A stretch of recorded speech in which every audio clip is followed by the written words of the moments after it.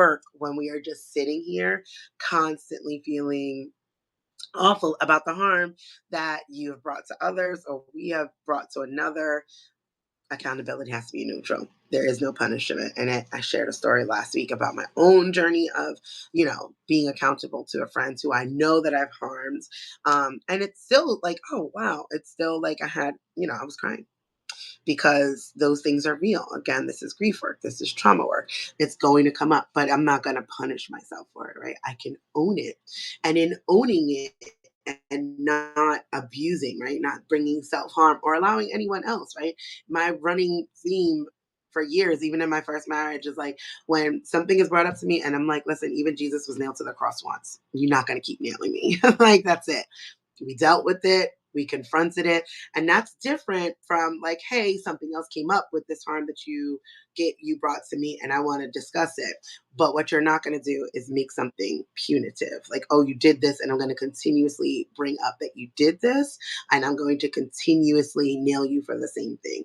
We need to move through, be accountable. It's not a punishment. Okay. What's the next step? How does this look? This is harmful. You continue to bring harm. Something, whatever is going on, comes up, but it can't be punishment. I gave an example for home. I said a parent apologizes to their child after realizing they dismissed their feelings.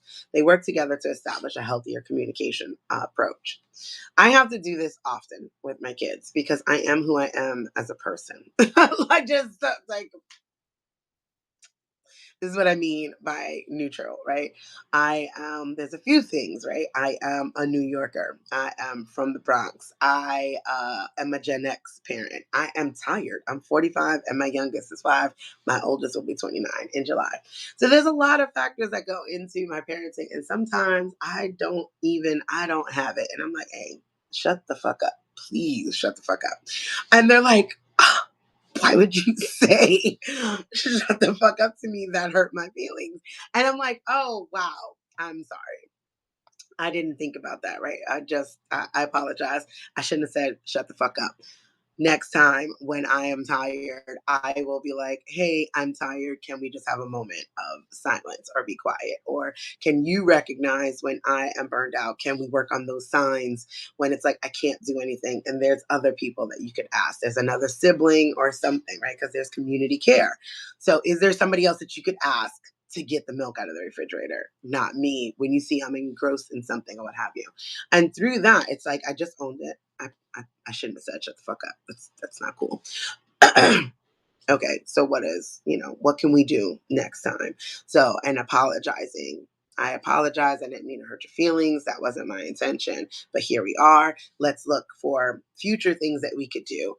Both of us together, a community approach. If you see I'm in front of my laptop and I'm working, is there no one else that can help you? Okay, that's good. And so we move through that whole thing. I gave one even with ourselves, right? Like this work, we're unpacking. Good morning, Janine. Hi. I'm happy to see you here.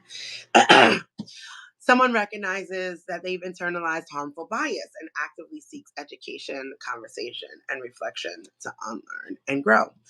These systems harm us first, right? Like it's easy to project systems of harm, the violence of whiteness, all of the supremacy culture onto others because it's self-inflicted, right? Like we've learned how to internalize that.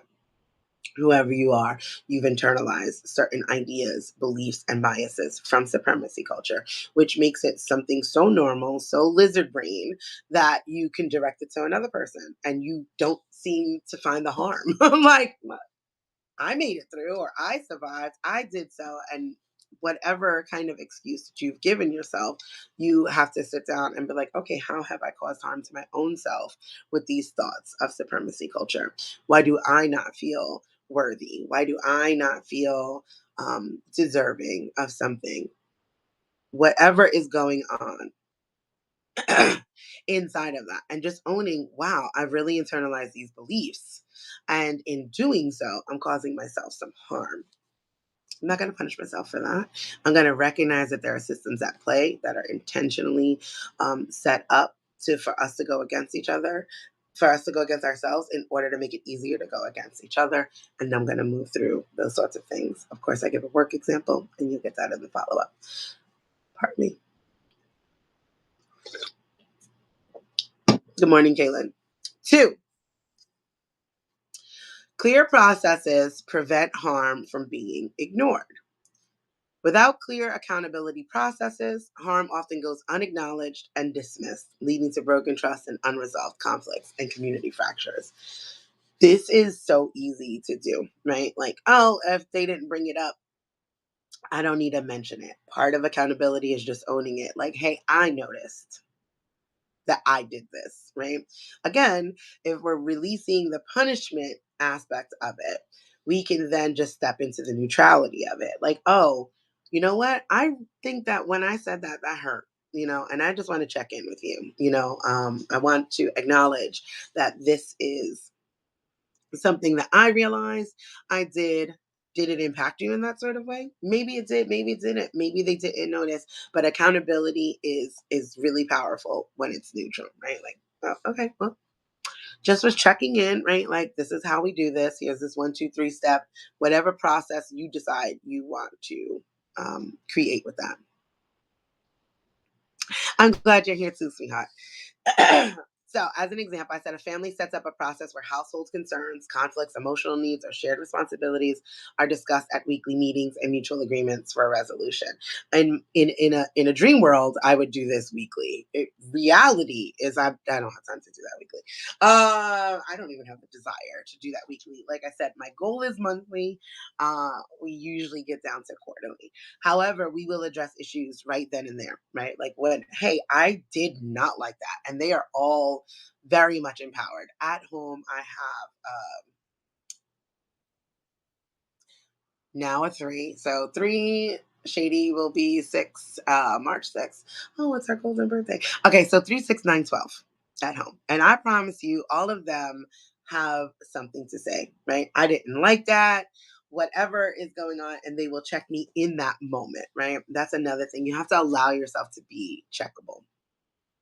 And that's not easy in supremacy culture because the hierarchical brain kicks in, right? Like, who the hell is this 5-year-old talking to me? And sometimes I have to gather myself, like, my God, this tiny human really has a thought, really has feelings. And it's like, oh, I have to really, they're very serious about what they're saying, right? So I am very intentional about not dismissing their feelings or just thinking they're so cute. Right, because they are. They're like, I'm like, you are this big and you're talking to me with no fear. And that is absolutely amazing to me, right? Because I might have been like knocked on my ass when I was your age if I tried this. So just those processes, right, of undoing something, even when you are a community leader and someone comes to you, that hierarchical brain is going to come in. Like, I am your boss. I am the leader of the crew. Whatever is going to come in, because again, supremacy culture has made us internalize these thoughts, right? And then we externalize them through our action. Like, who are you talking who are you talking to? How dare you, right? Like this idea that you are unapproachable. That cannot exist in community spaces, right? Anywhere. Like everybody is approachable. There's nobody is above reproach. No one is above correction. No one is above being able to hear what's going on or how what they said and or did may have impacted someone. No one. None of us are above it, right? And you have to walk into that space knowing that and then have some processes, right? So for our work, when I said a nonprofit implements a structured harm repair process, right? For profit corporations, like there's an HR process. That is a sort of an accountability